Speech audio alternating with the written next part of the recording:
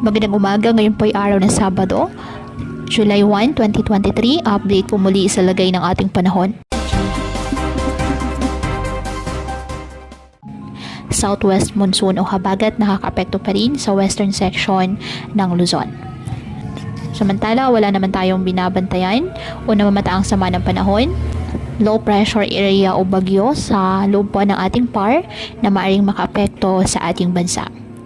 Ayon sa pag-asa ngayong buwan ng Hulyo, 3 o 4 na bagyo ang posibleng pumasok sa ating Philippine Area of Responsibility. At ayon sa pag-asa, mataas ang tsansa na maglandfall ang mga potensyal na bagyo sa Luzon o Visayas. Kung hindi man tatama ay tiyak po na magpapalakas ito ng monsoon rains sa ating bansa. Kaya patuloy lamang na mag-antabay ng iba pa nating weather updates at sa mga updates po ng pag-asa hinggil sa lagay ng panahon. Ngayong araw, ang Zambales, Bataan, Occidental Mindoro at northern portion of Palawan ay asahan na maulap na kalangitan, may kalat-kalat na pagulan at thunderstorms dahil sa southwest monsoon.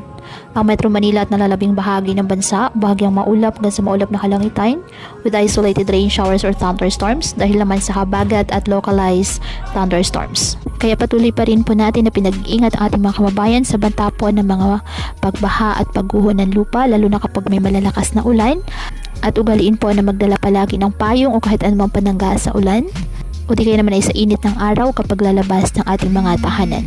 At yan po muna ang update sa lagay ng panahon ngayong araw. Muli patuloy po tayo na mag-ingat at palaging tandaan, God loves you. Stay safe and God bless.